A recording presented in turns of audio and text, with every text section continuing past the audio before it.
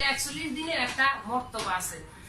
হাদিসে আছে প্রতি 41 দিন 40 দিন অন্তর পরে মানুষের যেমন একটা একটা রক্তপিণ্ড তৈরি হয়, আবার 41 দিনের পর সে মাংসপিণ্ড তৈরি হয়, আবার 40 দিনের পর আল্লাহ পাক তার ভিতরে রূহ দেয়, তখন সে ছটফট করে দুনিয়াতে আসার জন্য।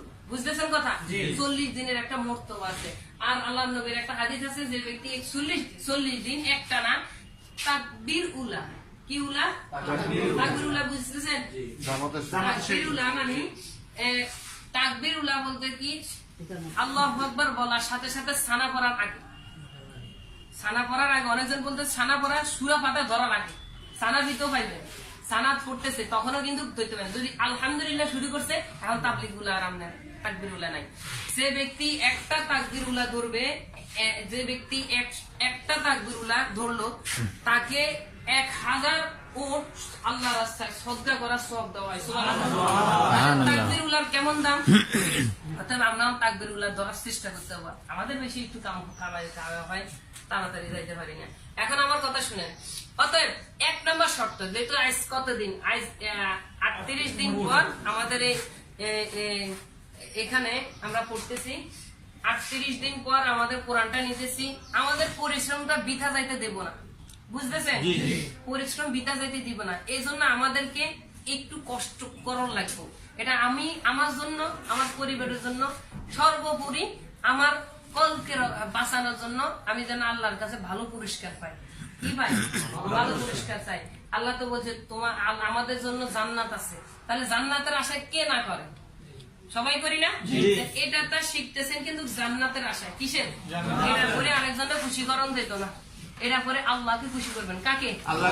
এটা পড়ার কারণে যে কোরআন হচ্ছে সর্ব সুপারিশকারীর ভিতরে কোরআন একটা সুপারিশকারী হবে। যে ব্যক্তি কোরআনের হক পালন করলো না, হাসরের ময়দানে কোরআন তার বিরুদ্ধে অভিযোগ করবে, তখন কোন নবীও তার জন্য সুপারিশ করবে না। এটা সহিহ হাদিস আছে, কোন নবীও তার জন্য সুপারিশ করবে না। তাহলে কোরআন যদি কারোর জন্য সুপারিশ না করে, কোন নবীও তার জন্য সুপারিশ করবে না। এখন আল্লাহর নবী আমাদের জন্য সুপারিশ করার কথা, কিন্তু নবী আর করবে না। কেন? কোরআনের আপনার জন্য কোরআন অভিযোগ দিছে। কি দিছে? অভিযোগ। কোরআন তাকে অভিশাপ করতেছে। 1 নাম্বার সে ভুল করে পড়ছে, আর 1 নাম্বার সে কোরআনের হক আদায় করে নাই। তাইলে 1 নাম্বার প্রথম শর্ত হয়েছে 40 দিন পর্যন্ত মানুষের ক্ষতি করা যাবে না। বুঝতেছেন কথা? যার ক্ষতি সে সহ্য করলে আল্লাহ সহ্য করেন, মানুষের ক্ষতি করবেন না। মানুষের ক্ষতি করা যাইব না, ইচ্ছাকৃত ভাবে কোনো মানুষের ক্ষতি করবেন না। দুনিয়া পাবার জন্য মানুষের ক্ষতি করা, এটা হচ্ছে একবারে মরিচিকা। এটা কি? মরিচিকা। দেখেন, তাহলে 1 নাম্বার শর্ত হচ্ছে কি, মানুষের ক্ষতি করা যাবে না 40 দিন। কয়দিন? 40 দিন। জোরে বলেন। 40 দিন। আচ্ছা, 2 নাম্বার, 40 দিনের ভিতরে আপনি মিথ্যা কথা বলতে পারবেন না। কি কথা? মিথ্যা কথা বলা যাবে না। মিথ্যা পাপের মূল। মিথ্যা পাপের মূল। তাই তো কথা কাজে ঠিক রাখা সম্ভব না। এই জন্য মিথ্যা কথা বলা যাবে না। একটা মিথ্যা কথা বললে 70টা বিপদ দরজা করে। কয়টা? 70টা। অতএব মিথ্যা কথা বলা যাবে না, মিথ্যা বলা যাবে না। 2 নাম্বার কি, 40 দিনের ভিতরে ইচ্ছাকৃত ভাবে তাকবীর উলা ছাড়ান যাবে না, মানে নামাজ কাজা করান যাবে না, তাকবীর উলা ধরে লাগবে। বুঝতেছেন কথা?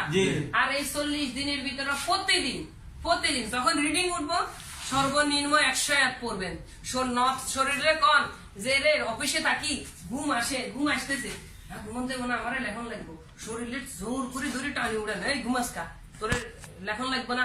ও রাতের বেলা এরকম একটু ঘুম মারেন, এরকম শোয়ার আগে ঘুম আসতেছে না, ঘুমন যাইবো না, ওট শরীরে বলেন ওট, মন যেমনি চাই এরকম করবো, ওট পর 100 আয়াত পরিশোর। সারাদিন তুই তো কত কাজে জুড়াই করছো, এখন জুরাসকা, এখন ঘুম পারসকা। বুঝেন নাই? কাকে বলতেছেন? কাকে? সারাদিন ঘুম আইসে, ঘুমেন নাই কেন? লিখতে হতো, কিন্তু টানি শরীরে উঠেছেন, কষ্ট দিচ্ছেন, এখন ঘুমাইন কা, এখন ঘুমাইছে পরে বলবো সকালে গেছে ঘুমায়। এর মানে আপনার নফস আপনাকে ঘুম পারে। অতএব নফসের উপর একটু জুলুম করা লাগবে। কি করা লাগবে? জুলুম করা লাগবে। বুঝতেছেন কথা? জি। জুলুম এটা করতেছেন নিজে কলকে, নিজের আত্মাকে, নিজের কলকে বাঁচার জন্য, জান্নাত পাওয়ার জন্য। পারবেন না? ইনশাআল্লাহ। সারাদিন কিছু খাই নেই, নিজের উপরে এত জুলুম করতেছি, ওই দুনিয়া পাওয়ার জন্য এত জুলুম, কিন্তু আল্লাহ পাওয়ার জন্য, কোরআনটা শিক্ষার জন্য কি পারবেন না? ইনশাআল্লাহ পারবো। এটা তো সব পাবেন। কি পাবেন? সওয়াব। অর্থাৎ এই যে 60টা আমি শর্ত দিলাম, এই 60টা শর্তে যদি আপনারা রাজি থাকেন তাহলে দাঁড়ান।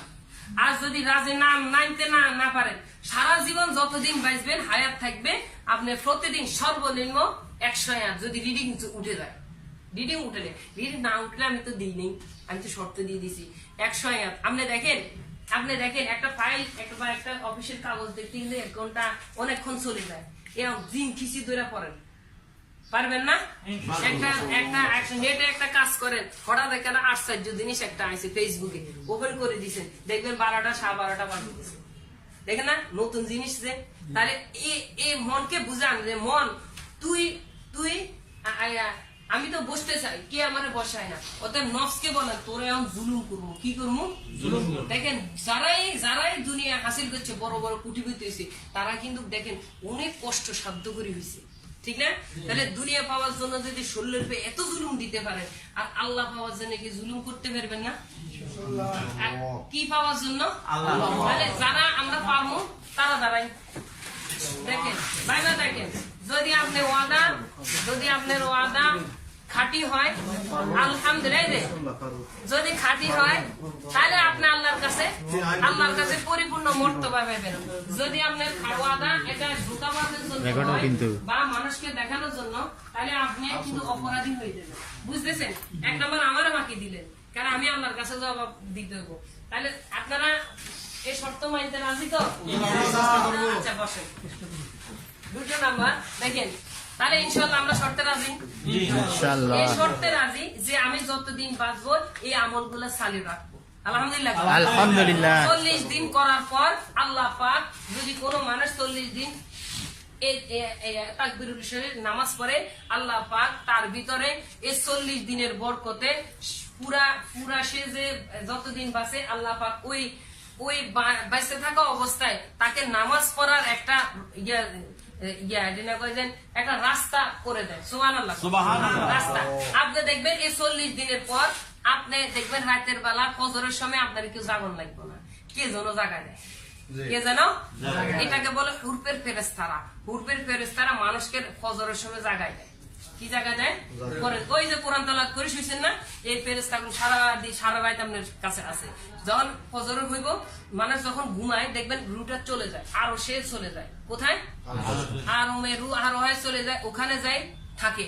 যদি আপনি কোরআন তেলাওয়াত করে পড়েন, হাদিসে আছে যদি কোরআন তেলাওয়াত করে পড়েন, আপনি ঘুমানোর সাথে সাথে আপনার রুটা যখন চলে যায়, তখন ফেরেশতারা আরো সে নামার পর ওখানে যায় সে সারা রাত পড়ে। সুবহানাল্লাহ।